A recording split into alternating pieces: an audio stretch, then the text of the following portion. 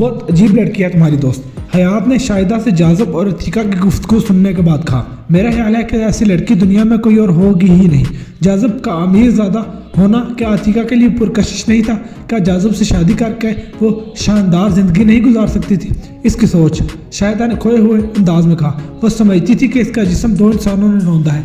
वो ऐसा जिस्म उसे नहीं सौंपना चाहती थी जो इसे दिलो जान से अजीज था। तो इसने माइक से शादी, आप फिर वही बात कर रहे हैं जिसकी मैं तरदीद कर चुकी हूँ। शाहिदा ने हयात की बात काटी। शादी तो वो करना ही नहीं चाहती थी और फिर इसे दोस्त भी ऐसा मिला था जो शादी को अपने गले में पट्टा डालने के बराबर समझता था। वो दोनों बस इतना करीब हुए कि अतीका इसके दिए हुए अपार्टमेंट में मुंतकिल होगी। सोनू भी इसके साथ थी। माइक ने इसे एक कार भी दिला दी। सिर्फ दोस्ती में इतना सब कुछ करना अजीब बात है, हयात ने तबसरा किया। दुनिया में ऐसे लोग शायद और भी होते होंगे जो दोस्त की खातिर कुछ भी करते हों। कम अज़ कम मेरा ख्याल यही है। जाज़ब पर इनके हालात का क्या असर हुआ था? वो बीमार सा रहने लगा, हर वक्त घर में रहता। इसकी कमज़ोरी बढ़ गई थी। इसके वालिदैन इसका इलाज करने के लिए बड़े बड़े डॉक्टर से रब्ता करते रहे, लेकिन कोई डॉक्टर समझ ना सका कि जाज़ब का मामला क्या था। अतीका को किसी तरह इस सूरत हाल का इल्म हो गया। वो जाज़ब को फ़ोन किया करती, इसे समझाती। हालात से समझौता करना वो ज़िंदगी का एक पार्ट समझती थी। जाज़ब इससे फ़ोन पर क्या कहता था? सिर्फ एक बात। शाहिदा ने कहा, इसका ख्याल था कि माइक इतना अच्छा आदमी साबित नहीं होगा जितना वो समझती है, लेकिन अतीका ने इसकी बात पर कान नहीं धरे होंगे। ठीक कह रहे हैं आप।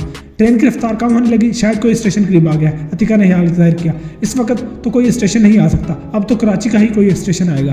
ट्रेन की कम रफ्तारी का ये सबब भी हो सकता है कि सिग्नल बंद हो। हयात ने यह कहते हुए खिड़की से बाहर झांका। एक दिन कार में सफ़र करते हुए माइक ने एक रिवाल्वर अतीका की तरफ बढ़ाया। अतीका ने हैरत से कहा, इसका मैं क्या करूँगा? तुम अकेली रहती हो, तुम्हारे पास इस किस्म की कोई चीज़ होनी चाहिए। मैं रिवाल्वर चलाना नहीं जानती। ये अगर हाथ में हो तो सामने वाला खौफजदा हो जाता है, रख लो। माइक के सरार पर उसने रिवाल्वर अपने बैग में डाल दिया। जी चाह रहा है कि आज तुमसे एक बात कहूँ, माइक ने पूछा। कहो, मुझे तुमसे मोहब्बत हो गई है। मैं अपनी शादी ना करने के फैसले पर कायम हूँ, वरना तुमसे शादी कर लेता। अतीका हंसी, कैसे शादी कर लेते जबकि मैं शादी के लिए तैयार ही नहीं हूँ। इस बात पर माइक भी हंसने लगा। मेरा कल का दिन बहुत मसरूफ गुजरेगा। अतीका ने कहा, क्या मसरूफियत होगी? ज़ाती मसरूफियत नहीं, अतीका ने जवाब दिया। जैसी साहब ने मुझे एक अहम जिम्मेदारी सौंपी है, इस पर तो पूरी तरह ध्यान देना। मुझे सोशल वर्क से बहुत दिलचस्पी है। ये तो वक्त का तकाजा भी है और इंसानियत का भी। वो दोनों इस वक्त अंग्रेजी का एक क्लासिकल फिल्म देखकर निकले थे। माइक का ख्याल था कि फिल्म का मज़ा सिनेमा हॉल में आता है। इनके साथ सोनू भी थी, जो फिल्म के दौरान भी ज़्यादा वक्त सोकर गुजार चुकी थी। क्लासिकल फिल्म तो क्या, किसी भी फिल्म से कोई दिलचस्पी नहीं थी। घर में भी वह सिर्फ कार्टून फिल्म देखा करती।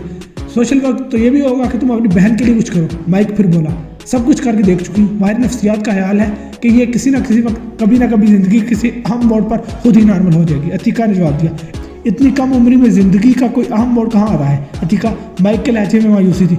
वो भी तो था एक मोड़ माइक, जब दूसरे बहन भाइयों से मेरे वालिदैन की गैर मामूली तवज्जो ने सोनू के जहन पर अपना असर छोड़ा था। इसे अहम मोड़ कहना तो माइक ने अपनी बात अधूरी छोड़ दी। है, तुम इसे अहम मोड़ समझती होगी तो मैं इसके बारे में तुमसे बहस नहीं करूँगा। जज्बाती मामले में बहस करना भी नहीं चाहिए। इन बातों के दौरान पिछली सीट पर बैठी सोनू खिड़की से बाहर मनाजर देखती रही। इसे इन दोनों की बातों से कोई दिलचस्पी नहीं थी। इसने सिर्फ एक बार उन दोनों से इस तरफ देखा था जब अतीका की जुबान पर इसका नाम आया था। माइक ने अतीका और सोनू को इस इमारत के पार्किंग शेड में ड्रॉप किया जिसमें 14वीं मंजिल पर इसने अतीका को अपार्टमेंट दिया हुआ था। मेरा इरादा था कि मैं कल तुम्हारे पास आता, तुम मेरे लिए कोई खास डिश तैयार करती, लेकिन तुमने बताया है कि कल तुम जैसे कि किसी प्रोग्राम में मसरूफ होगे। वहाँ कितना वक्त लगेगा तुम्हें? माइक ने यह उस वक्त पूछा जब अतीका कार से उतर चुकी थी। दोपहर तक तो आ जाऊंगी। इसके बाद सोनू को लेकर शॉपिंग के लिए भी निकलना है। सोनू ने जिद की है कि नए खिलौने खरीदने हैं जिसके इश्तहार इसने टीवी पर देखे हैं। तुम शाम को आ जाओ तो अच्छा है। अब तो ये मेरे मूड पर मुनहसिर है। माइक ने हंस कर कहा, मैं टीवी देखकर तुम्हारे इंतजार में वक्त गुजार लूंगा। शॉपिंग में तुम्हें 2 घंटे से ज़्यादा तो नहीं लगेंगे। इम्कान तो यही है, शायद मैं दोपहर को ही आ जाऊँ। जैसे तुम्हारी मर्जी। अतीका और सोनू को छोड़कर माइक चला गया। घर में तो खाना है, अतीका ने लिफ्ट की तरफ बढ़ते हुए सोनू से कहा। घर में खाना तो है, अतीका ने लिफ्ट की तरफ बढ़ते हुए सोनू से कहा। अगर तुमने कोई खास चीज़ खाना है तो चलो ले आए। वो तो चले गए, कार तुम्हारे पास है ना? नहीं, सोनू ने कहा। अब घर चल। वो दोनों लिफ्ट के जरिए ऊपर पहुंचे। खाना खाने के बाद अतीका का ख्याल था कि सोनू इसके साथ कोई लूडो या कोई और खेल खेलना चाहेगी, लेकिन सोनू ने कोई कार्टून फिल्म देखना पसंद किया। दूसरी सुबह अतीका जैसे वेलफेयर के काम से रवाना होगी। सोनू को घर में छोड़ते वक्त वो अपार्टमेंट मुकफ्फिल कर जाती। अगर माइक इसकी अदम मौजूदगी में आता तो लॉक खोल देता। दूसरी चाबी इसके पास थी। जैसी वेलफेयर के काम में अतीका को इतना वक्त नहीं लगा जितना इसका ख्याल था। वो 1 बजे से पहले 12 बजे ही लौट आई।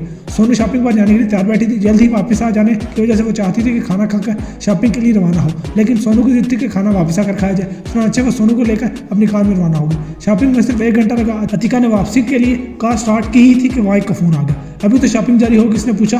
फिर कहा, मैं तुम्हारे अपार्टमेंट में हूँ। हाँ, अतीका ने कुछ सोचकर मुस्कुराते हुए कहा। शायद 1.5 घंटा लग जाए, इत्मीनान से आओ। माइक ने कहा, ये ख्याल मत करना कि मैं बोर हो रहा हूँ। मैंने टीवी पर एक मालूमाती प्रोग्राम लगा रखा है जो हादसा तवील है। मैं कोशिश करूँगा कि 1.5 घंटा ना लगे, जल्दी आने की कोशिश करूँगा।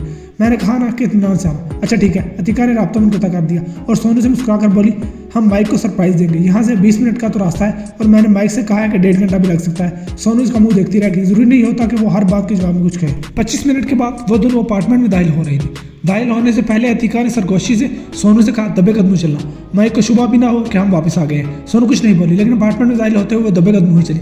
माइक बेडरूम में होगा। अतीका ने झुककर सोनू के कान में कहा, मैं वहां जाकर इसे चौंकाती हूँ, तुम यहाँ लाउंज में बैठी रहो। सोनू सोफे की तरफ बढ़ गई। अतीका दबे कदमों बेडरूम का रुख करने लगी। इसकी दारिश में इम्कान यही था कि दरवाजा अंदर से बोल्ट नहीं होगा, इसलिए वो तेजी से दरवाजा खोलकर अंदर दाखिल हुई। लेकिन फिर इसे ऐसा ज़हनी झटका लगा कि इसके पैर जहाँ थे वहीं जम गए। माइक इसके बिस्तर पर एक नोहेज लड़की के साथ नींद भरना हालत में था और जोर से दरवाजा खोलने की आवाज़ सुनकर चौंका और फिर अतीका को देखकर घबराहट में खड़ा हो गया। शिट, अतीका का मुंह से निकला और इसके फर्श पर जमे हुए पैर हरकत में। वो जितनी तेजी से अंदर आई थी इतनी ही तेजी से बाहर निकल गई। अतीका माइक से पुकारता हुआ इसके पीछे लपका और इसे पकड़ने में कामयाब होगा। छोड़ो मुझे, अतीका चाहिए। मैं सोच भी नहीं सकती थी कि तुम्हें सिर्फ 9 उम्र लड़कियां पसंद है। फोन पर तुमने इसीलिए मुझसे पूछा था कि मुझे कितनी देर लगेगी। दरअसल बात यह है अतीका, कोई जवाब मत पेश करो। I love you Atika. देख तो लिया है मैंने, अतीका ने खुद को छुड़ाने की कोशिश करते हुए कहा। इसीलिए दिया था ना तुमने मुझे ये अपार्टमेंट के यहाँ के लोगों से छुपकर दादेश ले सको। मैं अब लोगों के सामने तुम्हारे चेहरे की नकाब उतार कर रहूंगी। मैं अभी प्रेस क्लब जा रही हूँ लोगों को बताने तुम्हारी असलियत। इस मरतबा अतीका ने इतनी जोर से झटका दिया कि खुद को माइक से छुड़ाने में कामयाब होगी और दौड़ती हुई दरवाजे से बाहर निकली। माइक इसके पीछे बाहर भी निकलता, लेकिन इसके जिस्म के ऊपर पर इस वक्त सिर्फ हाफ पैंट और बनियान थी। इस हालत में वो बाहर निकलता तो करीब रहने वालों के लिए तमाशा बन जाता। निहायत गैर मुतवक्किल ड्राफ सीन। हयात ने कहा, नहीं, शाहिदा ने कहा। ड्राफ सीन तो ये हुआ कि माइक बालकनी से गिरा। 14 मंजिल नीचे इसकी खून में लथपथ लाश पड़ी और लोग इसके इर्द गिर्द जमा हो गए। ओह, खुदकुशी या इसने अतीका को देखने के लिए बेख्तियार बालकनी का रुख किया होगा। ये बात खासी मशहूर थी कि वो बुलंदी से नीचे देखता था तो इसकी ख्वाहिश होती थी कि नीचे छलांग लगा दे। पुलिस तो फौरन हरकत में आई होगी। हाँ, वो लोग अपार्टमेंट पहुंचे। वहाँ तनहा सोनू टीवी पर कोई कार्टून देख रही, कोई और वहाँ था ही नहीं। जो लड़की माइक के साथ थी वो भाग चुकी थी। अतीका ने क्या किया, हयात ने पूछा। वो नीचे पहुंची तो लोगों के हजूम ने इसकी तवज्जो अपनी तरफ मबजूल कराई। इसने पुलिस को बयान दिया कि वो किसी किस्म की खरीदारी के लिए निकली थी। इसकी अदम मौजूदगी में माइक बालकनी में क्यों गया ये वो नहीं जानती। फिर वो प्रेस क्लब नहीं गई थी। बस, हयात ने अजीब लहजे में कहा। अब इसके बाद कोई कहानी मत करना। शाहिदा ने हैरत से इसकी तरफ देखा। मैं समझी नहीं। मैं समझ गया हूँ। हयात ने कहा, तुम ही इसे किसी बहाने बालकनी में लेकर गई और इसे धक्का दिया होगा। मैं इस वक्त वहाँ थी कब? हयात हंसा। फिर इसने ब्रीफकेस से एक फाइल निकाली और इसके कुछ कागजात पलटकर फाइल का एक सफ़ा शाहिदा के सामने रख दिया। इसे पहचानती हो? इस सफ़े की पेशानी पर शाहिदा की तस्वीर थी। तस्वीर के नीचे अतीका लिखा हुआ था और नाम के आगे ब्रैकेट में मुश्तबा। शाहिदा का रंग फक पड़ गया। पुलिस से तुम बहुत झूठ बोलती रही हो अतीका, हयात ने कहा। मुझसे ना जाने क्यों बहुत कुछ सच भी बता दिया। जहर की शीशी तुम्हारे पहले शोहर के घर में थी, लेकिन तुमने पुलिस को ये बात नहीं बताई थी। हाँ, इसने हयात की बात काट दी।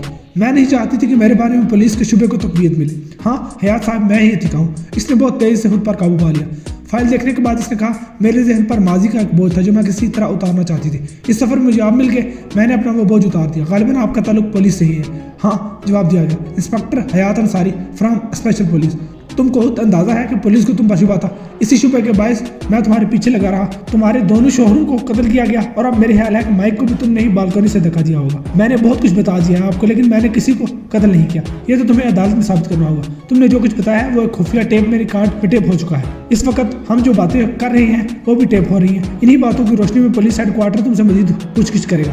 तुम खुद को ज़ेरे हिरासत समझो। स्टेशन करीब आ गया है, उतरने के लिए तैयार हो जाओ। आप गलती पर है अंकल।